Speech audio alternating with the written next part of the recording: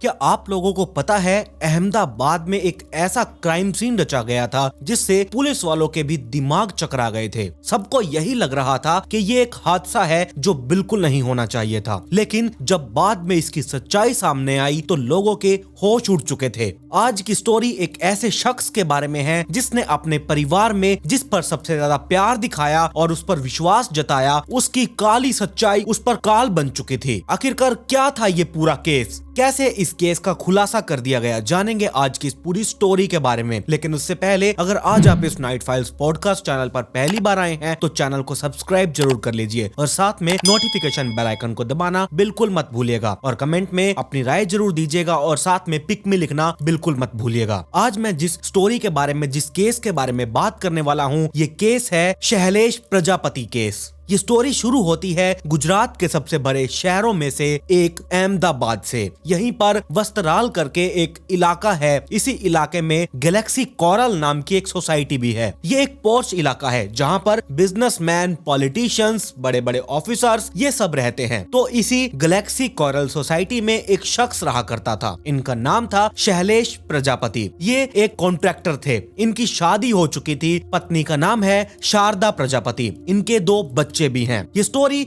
शुरू होती है 24 जून 2022 से। अभी बिल्कुल सुबह सुबह का टाइम था। सुबह के 6 साढ़े 6 बजे के आसपास का टाइम होगा। रोड एकदम सुनसान थे। लोगों ने अभी घर से निकलना था, जॉब पर जाना शुरू होना था और ना ही कोई दुकान वगैरह खुली हुई थी। वस्त्राल के RAF कैंप के पास शैलेश गुजर रहे थे। ये घर से टहलने के लिए निकले थे। सड़क बिल्कुल खाली थी। तभी अचानक एक तेज रफ्तार गाड़ी यहाँ से गुजरती है और शैलेश को जोर से टक्कर मारकर निकल जाती है। थोड़ी देर बाद जब कुछ लोगों ने रोड के बीच में एक इंसान को बेहोशी की हालत में पाया तो उसे तुरंत हॉस्पिटल ले जाया गया। हॉस्पिटल में डॉक्टर्स ने इन्हें मृत घोषित कर दिया था। कहा कि अगर आप इसे थोड़ी देर पहले लेकर आए होते तो शायद हम इसे बचा लेते। अभी तक उनमें से किसी एक ने पुलिस वालों को कॉल कर दिया था। वहाँ कुछ ही मिनटों में वहाँ की लोकल पुलिस हॉस्पिटल में पहुँच जाते हैं। डॉक्टर ने बताया कि इस आदमी के सर पर गहरी चोटें लगी हुई हैं। हाथ और पैरों की हड्डियों पर बहुत नुकसान पहुँचा है। अभी तक ये मरने वाला शख्स सबके लिए अनजान था। कोई भी इसे नहीं जानता था। जिन लोगों ने इसे हॉस्पिटल पहुंचाया था पुलिस वाले उनसे पूछताछ कर रहे थे।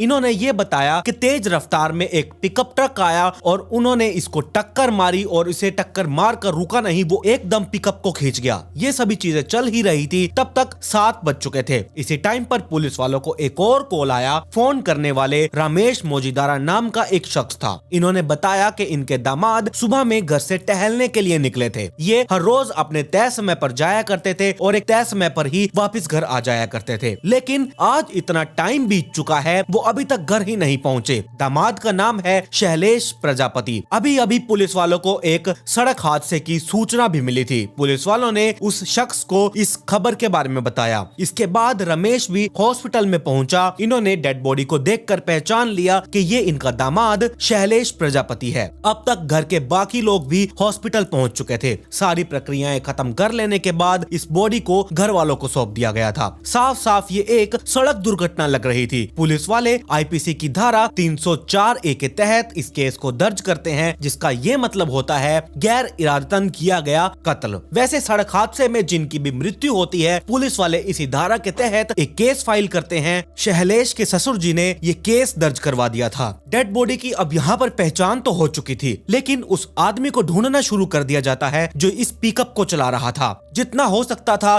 सब कुछ किया गया, लेकिन उस गाड़ी वाले का पता ही नहीं चल पाया। किसी ने गाड़ी का नंबर भी नोट नहीं किया था। पुलिस वाले अपनी ये इन्वेस्टिगेशन कर रहे थे। आमतौर पर इन तरह के केसों में इतना ध्यान नहीं दिया जाता। इस केस पर भी उतना ध्यान नहीं दिया गया जितना कि ये ध्यान देना चाहिए था। कम से कम पुलिस वालों को वहाँ पर CCTV जो कैमरास लगे हुए थे उन्हें जरूर चेक करना चाहिए था कि ये एक एक्सीडेंट है या फिर एक मर्डर है। शैलेश के घर वालों ने भी यही सोचा कि ये कोई सड़क हादसा है, इसीलिए वो भी पुलिस वालों के ऊपर दबाव नहीं बना रहे थे। पुलिस वाले भी थोड़े दिन छानबीन करते हैं और फिर शांत हो जाते हैं। इस घटना को हुए 2-3 दिन बीत चुके थे। तभी अचानक से एक CCTV कैमरा की फुटेज बड़ी ही तेजी से वायरल होने लगी। इसमें एक आदमी था जो कि सड़क के किनारे घूम फिर रहा था। तभी पीछे से एक पिकअप ट्रक आया और उसने आदमी को उड़ाया और वो वहां से खींच गया। इसमें जब लोगों ने गौर किया तब देखा जहां पर ये आदमी था वहां आसपास बिल्कुल सन्नाटा था। किसी की कोई चहल पहल चहल नहीं थी, सड़क बिल्कुल खाली थी, कोई गाड़ी मौजूद नहीं थी। ये आदमी भी सड़क के किनारे ही चल रहा था। फिर भी वो पिकअप ट्रक वाला आया और उसने तेजी से आदमी को उड़ाकर वो 9-11 हो गया। हो ना हो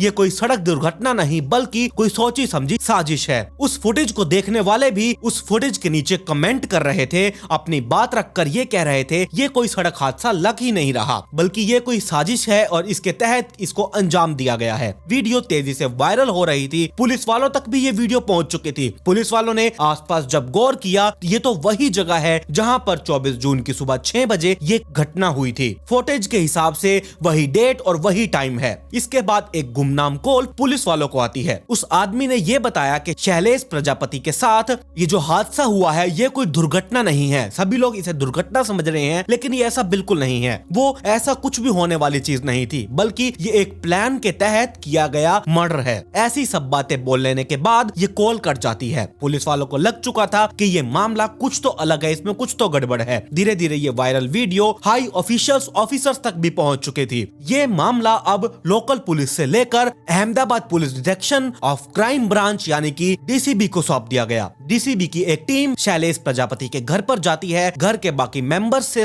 बात की जाती है। शैलेश की पत्नी का नाम था शारदा प्रजापति। शैलेश और शारदा के 2 बच्चे थे। अब तो बच्चों के ऊपर से पिता का साया भी उठ चुका था। पुलिस वाले शारदा से, बच्चों के नाना यानी कि शैलेश के ससुर जी, इन सब से, पड़ोसियों तक से भी, रिश्तेदारों से सबसे पूछताछ की जाती है। यहाँ तक कि दोस्तों से भी पूछताछ की गई, जिनसे हो सकता था पुलिस वालों ने उन सब से पूछताछ की, लेकिन कहीं से कुछ भी पता नहीं चल पाया। पुलिस के दिमाग में ये आया कि घटना तो सीसीटीवी में कैद हुई थी, क्यों ना उसे खंगाला जाए। ये सोचकर डीसीबी की टीम घटनास्थल पर पहुंचती है। थोड़ा ढूंढने पर वो सीसीटीवी कैमरा भी मिल चुका था जिसमें सारी ये घटना रिकॉर्ड हुई थी। वो गाड़ी किस रास्ते से आई होगी और टक्कर मारकर किस रास्ते से गई होगी, इसको पुलिस वाले बार बार घटनास्थल के आगे पीछे कैमरों को लगे देखना शुरू कर देते हैं। टाइमिंग के अनुसार सब कुछ देखा जा रहा था। गाड़ी कहां से गुजर रही थी सब कुछ पता चलता जा रहा था। तभी एक फुटेज में पुलिस वालों को एक ऐसी चीज दिखाई दी जिसने इन्हें चौंका कर रख दिया। इसमें ये दिखाई दिया कि कोई आदमी थोड़ी दूर तक शैलेश का पीछा कर रहा था। इसके बाद ये आदमी वहीं पर खड़े एक पिकअप ट्रक के पैसेंजर सीट पर जाकर बैठ जाता है। थोड़ी देर तक ये वेट करता है, फिर ये ट्रक तेजी से आगे बढ़ता है और शैलेश को टक्कर मारते हुए आगे निकल जाता है। वो जो आदमी था उसने शैलेश का थोड़ी देर पीछा किया था। शायद वो शैलेश की रेकी कर रहा था।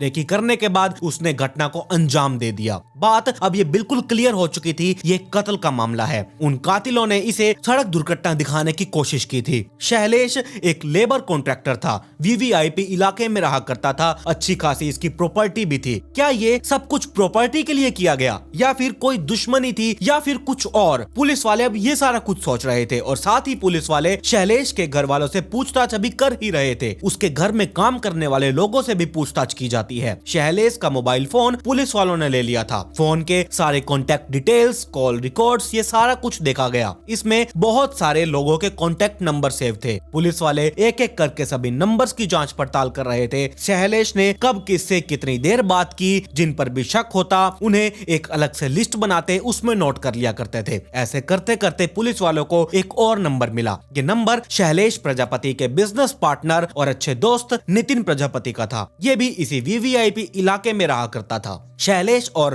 नितिन रियल एस्टेट के बिजनेस में थे और बिजनेस पार्टनर भी थे। शैलेश और नितिन अक्सर फोन पर बात भी किया करते थे। कई बार ये दोनों एक दूसरे को कॉल करके घंटों घंटों तक बातें इनकी चला करती थी। पुलिस वालों को इसमें ये अजीब लगा कि पिछले 5-6 महीनों से दोनों के बीच में कोई भी कॉल पर बातचीत नहीं हुई। ऐसा कैसे हो सकता है? इससे पिछले जो महीने थे इसमें काफी कॉल्स होते थे, घंटों घंटों तक बातें चलती थी, लेकिन अभी ऐसा क्यों नहीं हो रहा? इनमें आखिरकार ऐसा क्या हो गया कि इन्होंने एक दूसरे को कॉल करना ही बंद कर दिया? लड़ाई झगड़ा और बिजनेस हड़पने का एंगल देखते हुए पुलिस वालों ने नितिन प्रजापति को भी एक सस्पेक्ट बना लिया था। आगे शैलेश की पत्नी शारदा का भी नंबर मिला। शैलेश ने पिछले 5-6 महीनों से नितिन को कॉल करना बंद कर दिया था और ना ही नितिन ने शैलेश को कॉल किया था, पर शारदा ने सैकड़ों बार अपने पति के बिजनेस पार्टनर नितिन को कॉल किया था और नितिन ने भी शारदा को बहुत बार कॉल करी हुई थी। पुलिस वाले पहले तो इसे बहुत हल्के में ले रहे थे। सोचा गया कि एक पत्नी अपने पति के बिजनेस पार्टनर से बात कर रही है, काम के सिलसिले में बात करती होगी। शायद शैलेश भी अपनी पत्नी के फोन से नितिन को कॉल करता होगा। बट यहाँ पर इन्वेस्टिगेशन में ये पता चला कि नितिन अक्सर शैलेश के घर पर आता जाता था, पर जब शैलेश घर पर नहीं होता था तब भी नितिन आता जाता था। पर जब शैलेश के साथ वो घटना घटी और उसके 1-2 महीने पहले से नितिन का घर पर आना बंद हो चुका था। पुलिस वालों के मन में अब शारदा और नितिन के रिश्तों को लेकर बातें खटकने लगी थी। पहले तो सभी पूछताछ में ये बोल रहे थे कि वो एक सड़क दुर्घटना है, लेकिन पुलिस वालों को जब ये सारी बातें पता चली तो शैलेश के जान पहचान के कुछ लोग ये सच्चाई बताने लगते हैं। कहीं से ये पता चला नितिन बिजनेस की बातें करने शैलेश से मिलने के लिए आया करता था। इसी तरह इसकी मुलाकात शैलेश की पत्नी शारदा प्रजापति से हो जाती है। दोनों काफी ज्यादा हंसी मजाक किया करते थे, इनके बीच में दोस्ती हो गई, शायद प्यार भी हो सकता है। जब ये खबर पुलिस वालों के सामने आई तब शारदा और नितिन को पुलिस स्टेशन लाया गया। ये लोग पहले तो इधर उधर की बातें कर रहे थे, जब इनसे पूछा गया ये उसका ठीक से जवाब नहीं दे रहे थे, बातों को गोलमोल करके घुमा रहे थे। इसके बाद पुलिस वाले अपने तरीके से पूछताछ शुरू करते हैं। कॉल डिटेल से सामने आई चीजों के बारे में इनको बताया जाता है। कुछ लोगों ने इनके खिलाफ गवाही भी दी थी, वो भी सारा बताया गया। नितिन जब डर चुका था उसने सब कुछ सच सच बता दिया कि इसने और शारदा ने मिलकर शैलेश का कत्ल करवाया है। पिछले 2-2.5 सालों से शैलेश की पत्नी और शारदा बिजनेस पार्टनर नितिन में अफेयर चल रहा था। दोनों एक दूसरे से प्यार करने लगे थे। नितिन का शैलेश के घर पर आना जाना बहुत ज्यादा होने लगा था। शैलेश जब घर पर नहीं होता था तब भी नितिन आया करता था। शारदा भी दिन भर नितिन से ही बातें किया करती थी, कभी कॉल पर तो कभी व्हाट्सएप मैसेजेस पर। शैलेश को ये बात थोड़ी सी अजीब लगने लगी। कहीं ना कहीं इन्हें ये शक हो चुका था कि शारदा का नितिन के साथ कुछ तो चक्कर चल रहा है, लेकिन इसने कुछ भी नहीं कहा, इसने किसी से कुछ नहीं बताया। आखिरकार ये किस बेसिस पर इन दोनों से बात करेगा? कहीं शैलेश कुछ ज्यादा ही ना सोच रहा हो, ऐसी बातें करके जो रिश्ते बने हुए हैं वो रिश्ते ना बिगड़ जाएं, उनमें कड़वाहट ना आ जाए, इसीलिए वो एकदम चुप रहा, क्योंकि रिश्ते तो विश्वास कदम पर ही चलते हैं। यही सब सोचकर शैलेश एकदम शांत रह चुका था। कुछ दिन तो ऐसे ही चलता रहा। हर बार शारदा ऐसे ही बात किया करती थी। शैलेश अंदर ही अंदर इन सब चीजों को दबा कर बैठा हुआ था। एक दिन जब इनसे कंट्रोल नहीं हुआ तब ये शारदा से बात करते हैं तो शारदा ने इन्हें ऐसी चीजों से साफ साफ इनकार कर दिया। ये थोड़ी नाराज भी हो चुकी थी कि इसका पति इसी के ऊपर शक कर रहा है। इन्हें जरा भी अपने पत्नी पर भरोसा नहीं है। इसके बाद शैलेश एकदम चुप हो चुका था। ये अपने दोस्त या बिजनेस पार्टनर आप कह सकते हैं नितिन प्रजापति, उससे भी ये बात नहीं करते। कहीं ना कहीं गलतफहमी की वजह से दोस्ती ना टूट जाए, बिजनेस में नुकसान भी हो सकता है, इसी वजह से ये चुप रहे और बिना किसी सबूत के ये अपने कॉन्फिडेंस से बात ही नहीं कर सकते थे, जो कि ये जानते थे कि गैर मौजूदगी में नितिन भी घर पर आता जाता है। इसीलिए इन्होंने अपने बेडरूम में चुपके से कैमरा फिट कर दिया। ये 2022 के अप्रैल मई का महीना चल रहा था। कैमरा लगाकर शैलेश को ज्यादा वेट नहीं करना पड़ा। कुछ दिन ये घर से दूर रहे ताकि नितिन घर पर आए और कैमरे में सारी सच्चाई रिकॉर्ड हो जाए। कैमरे में वो सारी चीजें भी कैद हो गई जिसकी कल्पना शैलेश ने कभी भी नहीं की थी। नितिन और शारदा के रिश्ते इतने आगे बढ़ चुके थे, शैलेश को बिल्कुल भी भनक नहीं थी। लेकिन अब वो कैमरे की फुटेजेस देखकर पता चल चुका था। इसके बाद ये शारदा से दोबारा नितिन और इसके रिश्तों के बारे में पूछते हैं। इस बार इनके पास पुख्ता सबूत भी मौजूद थे। शारदा और शैलेश के बीच में बहुत सारे झगड़े हुए। ये नितिन से भी आंखें नहीं मिला सकते थे। इन्होंने नितिन से बात करना ही बंद कर दिया। शारदा ने कॉल करके नितिन को ये बताया कि शैलेश को हमारे रिश्तों के बारे में पता चल चुका है, ये अब तुमसे नहीं मिल पाएगी, फोन पर बात करना भी मुश्किल हो जाएगा। शारदा नितिन के प्यार में इतनी ज्यादा पागल हो चुकी थी कि इसने नितिन से ये तक बोल दिया जब तक इसका पति शैलेश प्रजापति यहाँ पर रहेगा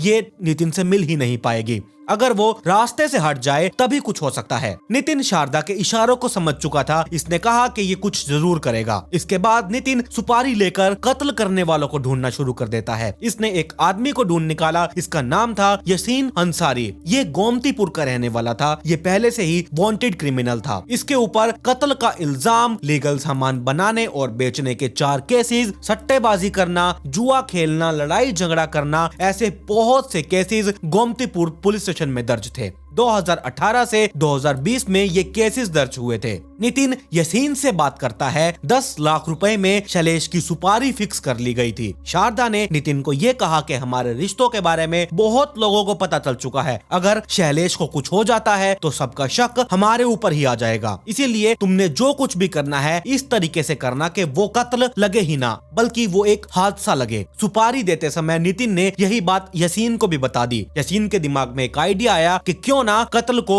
सड़क हादसे का रूप दे दिया जाए। शारदा और नितिन को भी ये आइडिया बहुत अच्छा लगा, इसीलिए इसके बाद यसीन अपने 2 और दोस्तों को इस साजिश में शामिल कर लेता है। वो यसीन के 2 दोस्त थे, राहिल और अकरम। ये डील हो जाने के बाद शैलेश की ये रेकी करना शुरू कर देते हैं। कब कब वो कहां पर जाएगा, कितने बजे जाएगा, किससे मिलेगा, ये सारा कुछ वो नोट करने लगे थे। शारदा प्रजापति ने भी अपने पति के बारे में उन कातिलों को बता दिया था ताकि इनको कत्ल करने में आसानी हो सके। इसने ये भी बता दिया कि वो हर रोज सुबह शैलेश एक नियम के अनुसार टहलने के लिए जाता है। मई से इन्होंने रेकी करनी शुरू कर दी थी। अब जून का महीना आ चुका था। 1 महीने तक रेकी ये लोग करते रहे, शैलेश की एक्टिविटीज पर ये नजरें रख रहे थे। वैसे जब पहली बार शैलेश प्रजापति ने अपनी पत्नी शारदा से अफेयर के बारे में बात की थी, तब से ही ये नितिन के साथ मिलके कत्ल की प्लानिंग कर रही थी। 1 महीने तक रेकी कर लेने के बाद जब कातिलों को ये कंफर्म हो चुका था कि शैलेश हर रोज यही नियम फॉलो करता है, तो उन्होंने सुबह का टाइम चुना इसको रास्ते से हटाने का, क्योंकि इस टाइम पर रोड पर सन्नाटा होता है, ऊपर से शैलेश भी टहलने के लिए आता है, किसी को कुछ पता ही नहीं चलेगा। इन्होंने 24 जून की डेट फिक्स की। सुबह में शैलेश टहलने के लिए घर से निकला। कुछ दूर जब वो अपने घर से जा चुका था, तब असीन ने इसका पीछा किया, ये देखने के लिए शैलेश कि अपने रूटीन के रास्ते पर जा रहा है या फिर नहीं। एक तय दूरी पर फॉलो कर लेने के बाद यसीन वहीं खड़ी एक पिकअप ट्रक में बैठ जाता है। प्लान के हिसाब से वो गाड़ी वहीं पर ही पार्क कर दी गई थी। गाड़ी में पहले से ही 2 लोग बैठकर यसीन का इंतजार कर रहे थे।